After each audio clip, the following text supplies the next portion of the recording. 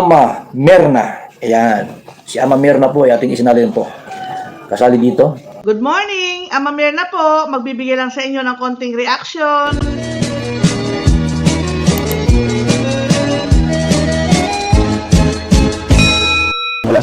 Wala nang pag-asa. Yun, Nasasabay sa amin. Isa pa, mamaya na yung flight, yung ano namin, Yung papunta papunta Maynila. Maynila. Oo.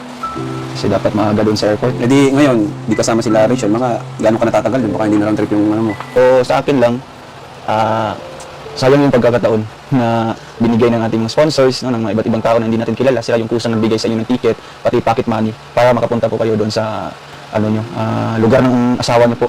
Kasi ni minsan di po kayo nakapunta. Hindi siya nakapunta doon. At isa po Tatay Rayson, kung sana magbago yung isip niyo. Grabe, umaasa pa. Uwi na po ako sa Mayalag. Ingat. Opo, salamat po. At, Malungkot siyang uwi mag-isa. ay, ikaw lang mag-isa? Ay, yung darak pala kasama. Andiyan naman sila. Ay, sila Alex. Saka sila, ano? Opo. Hindi pala kumbinsin ni, ano? Hindi. Kasama si Dr. Lab Wala talaga. na po. Grabe si Dr. Lab. Dr. Lab, grabe ka. Alam ka, Dr. Lab. So, ingat to. Salamat, Ha? Pag-uwi. Opo. Ano sa Alas 9 po. Uy, rasot na. Oo. Bawas na lang. Kaya nga po. Pero kapakipahidan. At, Ay, grabe. gusto mo sundan pa. Ha? Ingat ka, kuya. Dagdag po. Salamat po. Well, alis na po ako. Ano wala, ay. Sige, okay lang po. Salamat. Thank you. Sige, ingat. Sige po. Bakit ba ako'y laging ganito? Lagi akong di mo pinapansin. Para na lang akong laging sumusunod sa gusto mo. Lagi kitang inaalala kahit di mo ako pansin. Honey, my love, so sweet. Excuse me po, pang anong oras po ito? 9:13 Okay po. Naku, biglang sulpot si Rachel dun sa bus station. Sasama pala si Rachel. Hindi akalain ni Rowella na si Rachel ay makakasama. Pati ang buong pamilya niya kasama rin. Kaya ito, laking tuwa ni Rowell. Dahil kasama na niya ngayon si Rachel. Yan, magbibiyahe na sila patungong Maynila. Dahil doon sila sasakay ng eroplano. Dahil to Manila, Manila to Davao. Sama-sama na silang lahat. Sa wakas, natuloy din ang pamilya ni Rachel. My love, so sweet. Kahit ako'y Ayan, sa wakas nakarating na nga si Ruel at saka si Rachel sa Mindanao. Napaka-supportive talaga ang pamilya ni Ruel. Doon sa Malalag, sa lugar nila Ruel. Naku, ang init ng pagsalubong sa kanila ng Team Rochelle. Sa kanilang pagsundo ay talagang handang-handa nga sila. Ilang oras sila nag-antay sa airport, mga 2 hours, para salubungin ang pamilya ni Rachel at saka si Ruel mismo. Naghanda nga sila, pati yung kanilang kakainang restaurant ay nag-decorate na sila at naglagay pa sila ng parang pag-welcome ba, ganoon yung doon sa pamilya ni Rachel at sa kasama na rin siyempre si Ruel. Talaga napakarami ang fans ng Rochelle. Talaga bilib ka sa dalawang ito dahil nakuha nila ang simpatiya at saka yung pagmamahal ng mga viewers. Inabangan palagi anong update, kung anong pangyayari doon sa pagbibiyahe nila at sa pagdating nila doon sa Malalag. At may mga vloggers din na sumama kay Ruel at saka kay Rachel. Hindi lang yung pamilya ni Rachel ang sumama, kundi yung sina Alex Librada, si Fiji Kim, yung The Rock, Ruel, Alex at si Kim.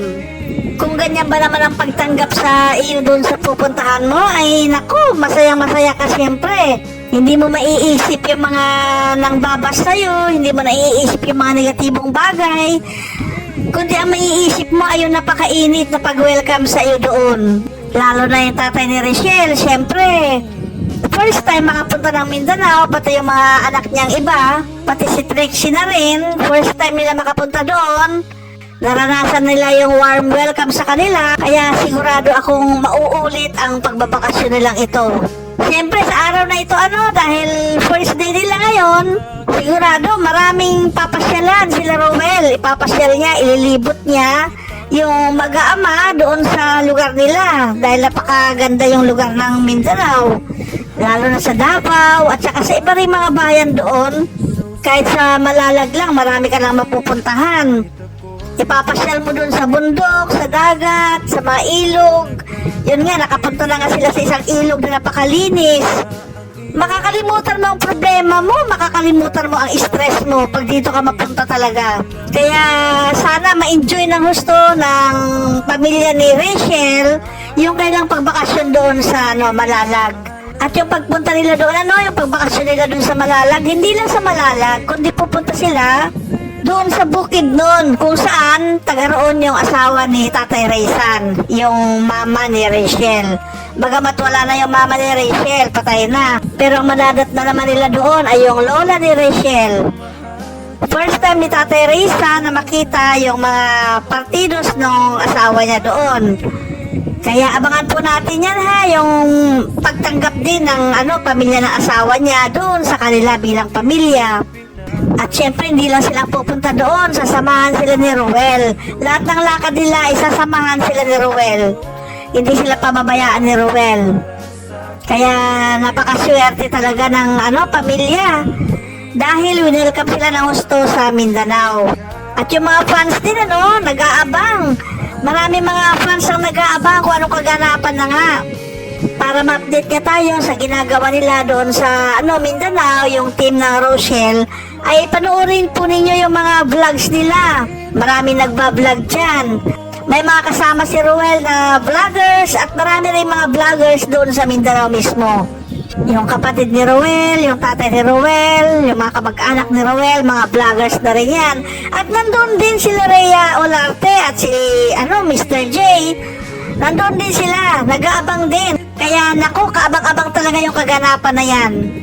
Supportan po natin Team Rochelle. Huwag po niyong kalilimutan bagamat natapos na yung season 2. At alam naman natin na yan ay drama lang or kalingap serye lang yan. Kunwarian lang yung mga galit-galit dyan, yung mga kontra-kontrabida dyan. Pero sa totoo, magkakakampi lahat mga yan. Nagmamahalan pang lahat yan. Maging si Dr. Lab, si Tatay Raysan, na hindi naman talaga magkagalit yan sa totoong buhay. Sana panoorin yung mga videos ko. Patawad kung nasaktan ko man kayo. Hindi ko naman sinasadya, ginagawa ko lang rin ito bilang isang kontrabida. Sana naintindihan niyo ako. Okay lang po yun, naiintindihan ko po kayo. Sana wala nang samaan ng loob at magbalik na tayo sa dati. Actually, wala naman talaga samaan ng loob kasi alam naman ng Rochelle na yun ay role lang ni Dr. Love. Yeah, totoo po Nakakita yun. tayo na role lang din ni Dr. Love. Role ko lang po yun. Kung nasaktan ko man kayo, wala akong intensyon. Personalan pa naman. Wala akong personalan, trabaho lang. Ano ba natin si Dr. Love? Itong mga to. Dahil tapos na yung season 2 ng Kalingap serye ng Team Rochelle, abangan na lang natin yung Kalingap 3 kung meron. Sana meron pagpatuloy lang nila na good vibes lang po.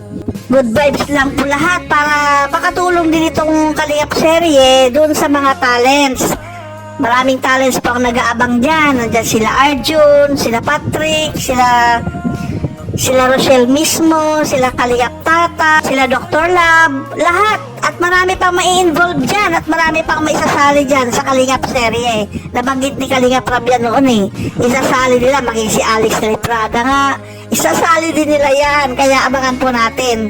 Marami nagre-request na sana meron pang episode 3 ng Team Rochelle o Kalingap serye. Kaya Direct Rab, sana tugunan po ninyo yung pakiusap po ng karamihan na magkakaroon po ng Kalingap serye episode 3. Yan. Okay, hanggang dito na lang po muna ang update dito sa Love Team o sa Team Rochelle. Salamat muli sa inyong panonood.